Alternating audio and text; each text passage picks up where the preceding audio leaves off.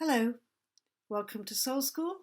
I'm Theolyn Cortens, and this is the last in a series of 8 videos under the umbrella of Signs and Wonders, in which I'm dealing with the Archangels associated with the Sephirot, or the lower part of the Kabbalistic tree of life, the mystical map of energy flow which shows the different qualities of divinity, and those are qualities that reside within all of us.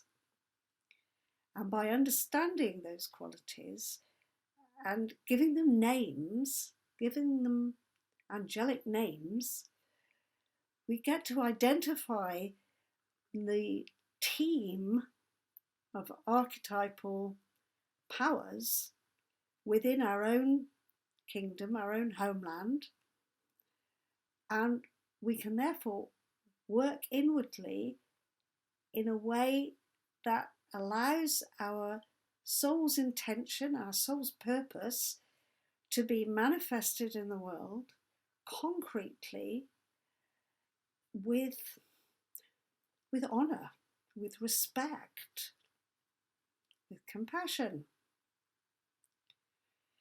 So harnessing those divine qualities and understanding them as potential allies allows us to build an inner temple and put the pillars in place so that our inner structures, our inner dynamics, working harmoniously, and therefore we can create something harmonious in our own everyday lives. So wherever there is something missing or feeling out of kilter, out of integrity in your own life, what you do is you address what's going on inwardly. You say, hold on, what might be the quality in me that is uncomfortable, possibly even disabled or weak in some way? And how can I strengthen that and therefore empower what I'm doing in the world? Now, in some future videos and classes, I'm going to address how that works with astrology in some detail. But for the time being, let's just say that everybody has access to these qualities, whatever the horoscope is, and whatever the function of the archetypes that are addressed when reading a natal chart. We can go beyond that and say that those qualities are not limited by time. They are timeless qualities. And when we connect with them at that level, we can bring them into our lives effectively and channel those qualities as we choose. So there's quite a lot of deep stuff there, and I think it would take more than this particular video to unpack some of it in detail. But what I'm trying to convey is the idea that as the architect of the inner temple, you can choose to build strong pillars. And those pillars are all grounded in the divine qualities, the divine light, if you like, that is universally available to anyone. So now in this video, we've come to the 8 of these of this series, and I'm going to be talking about Zadkiel. And Zadkiel is a reflection or an opposite partner, complementary energy field to Samael, who we considered as cosmic no, and Zadkiel is cosmic yes. So let me give you the quotation from Working with Archangels that I chose for the top of the Zadkiel chapter. And this is one of the Psalms. He maketh me to lie down in green pastures. He leadeth me by the still waters. My cup overflows. Surely goodness and mercy shall follow me all the days of my life. So this is Zadkiel as the comforter, the comforting aspect of the divine, as opposed to the severe aspect of the divine.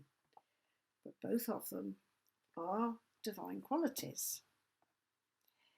And because I quoted extensively in the last video about Samael from I Ching, Book of Changes, I thought I'd share something from my ancient copy of I Ching for Zadkiel as well. And I would associate Zadkiel with a hexagram 16, which is enthusiasm. And the word enthusiasm comes from the Greek. Theou bit means God. It means being filled with God. And here is the image for enthusiasm. Thunder comes resounding out of the earth, the image of enthusiasm. Thus, the ancient kings made music in order to honour merit and offered it with splendour to the supreme deity, inviting their ancestors to be present. So Zadkiel is definitely about enthusiasm. Zadkiel can be associated with the planet Jupiter. In fact, Zadk is the Hebrew word for the planet Jupiter. And this prefix Zad means righteous. It's translated as righteous. And we find that in the word Melchizedek, the name of a high priest who came after a battle in the biblical text about Abraham and brought to Abraham a chalice of wine and a table with bread, and offered what I think is probably the first ritual of bread and wine that we find in biblical texts. So Melchizedek is described as a high priest, and he is playing a particular role of reconciliation and healing after a battle. So the psalm that I quoted from, of course, starts, "Yea, though I walk through the valley of the shadow of death." So that's what happens in a battle. A lot of people die. And what we have after the battle is a cup of wine and bread for a kind of bringing back to wholeness after severity. So Samael as an angel of death and Zadkiel as a priestly archangel of life are in contrast with each other, but are both necessary aspects of divinity. And going back to I Ching there, the association with thunder in I Ching is totally appropriate because, of course, Zeus, Jupiter, was associated with thunder and the rolling sound of God rattling the heavens. So he's an expansive, open, jovial character, Zadkiel. He's definitely like Father Christmas, if Samael is the winter witch. Father Christmas comes along and the snow melts and the presents come out and the cup overflows and there is feasting and jollity. So those two extremes of divinity have to be reconciled and they have to be accommodated in life, in our lifestyle. And one thing this brings to mind is the story in Twelfth Night, which of course the Shakespeare play refers to the idea that in olden days they had this notion that for several days over that period, around the winter solstice, you had what they called the Saturnalia. Right? So everything was turned on its head, and the people who were servants could participate in something more glamorous than they would normally expect. And at the end of the Saturnalia, the 12th night, everything had to go back into its correct place. And in 12th Night, we have two particular characters who we could say represent Saturn, Samael, and Zadkiel, Jupiter. One of them is called Malvolio, whose name actually means bad wisher or evil wisher. And then the other character is Falstaff, who is the fat, jovial character who in Shakespeare's plays is always encouraging the prince to go to the tavern and participate in bawdy drinking activities and that sort of thing. So Falstaff says to Malvolio, because you are virtuous, do you think that the rest of us should have no cakes and ale? And that is a very interesting perspective, because Samael does want us to be virtuous, does want us to put a limit on how many cakes we eat, how much wine we drink. And Zadkiel, as Jupiter, may say, don't worry about it, and go the other way, go in the other direction. So you can see how those two, cosmic no and cosmic yes, limitation and enthusiasm, are pulling against each other all the time. And that brings me back to calling your attention to Michael, because Michael is the one who holds the centre. Michael has to deal with, am I going to be pulled over to be so enthusiastic and so over the top that I don't allow for any limitation in my life, and therefore I may fall into all kinds of nasty traps, financially or sexually, or overeating, over drinking, addictions. That's what happens if you just go over in that direction. But then if you go in the other direction, you become so parsimonious and so puritanical that you don't enjoy anything. And this is where Michael comes in. Okay, I know that those two extremes are available to me, just as the extreme of being assertive to get what I want and being a softy like Raphael and Haniel.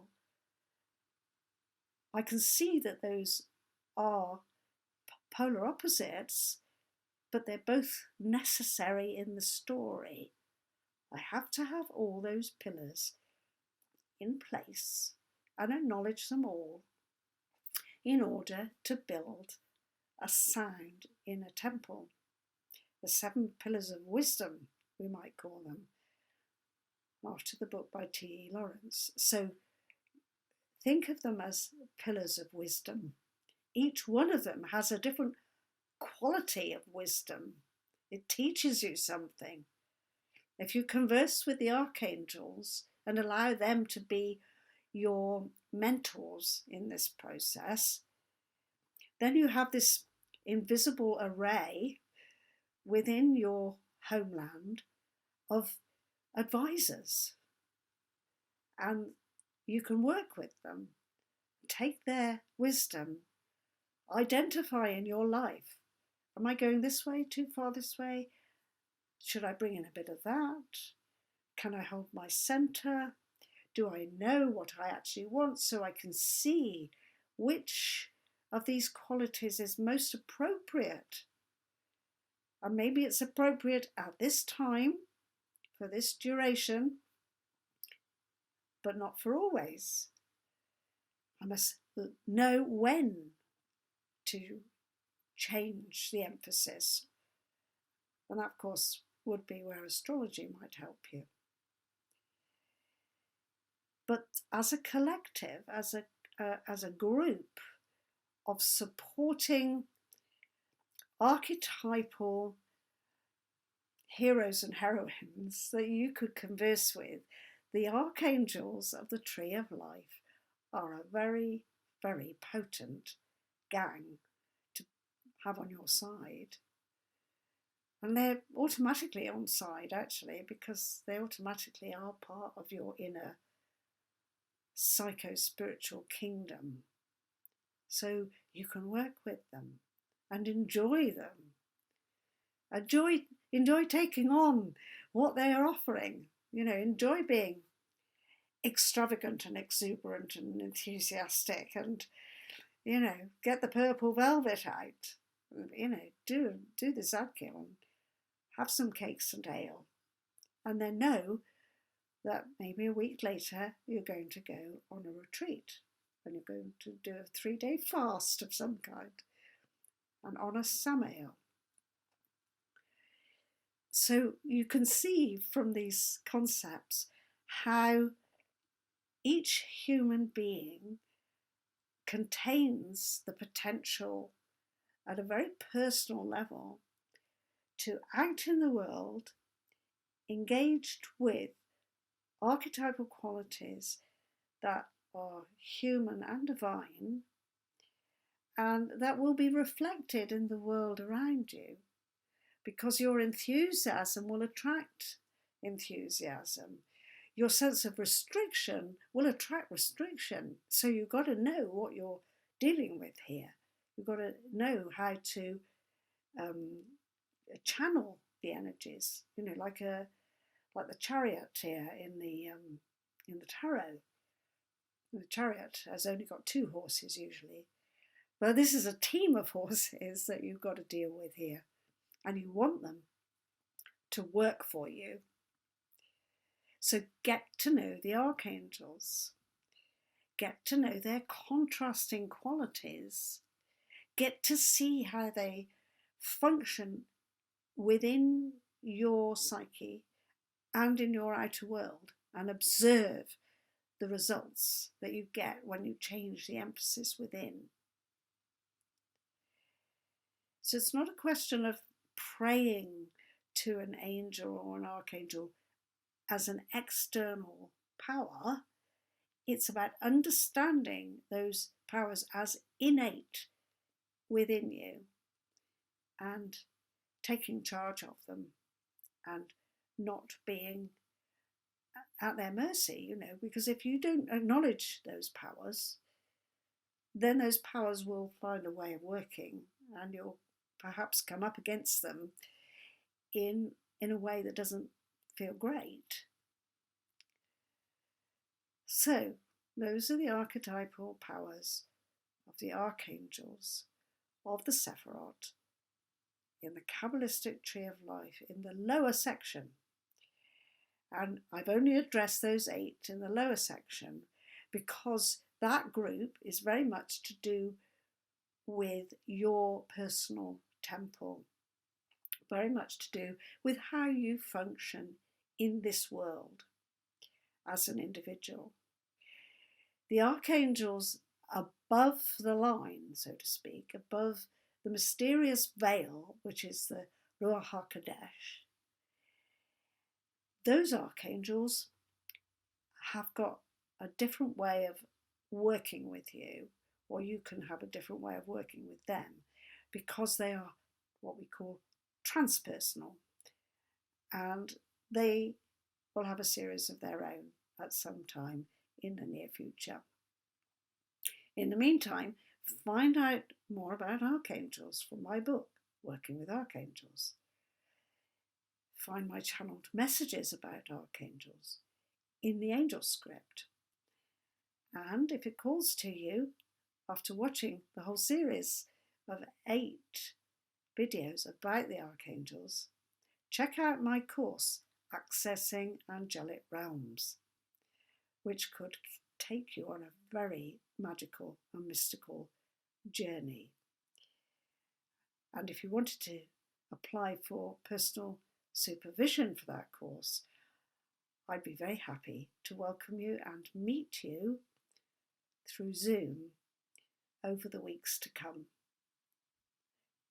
Very many blessings to you on your spiritual journey, meeting the Archangels. Keep shining.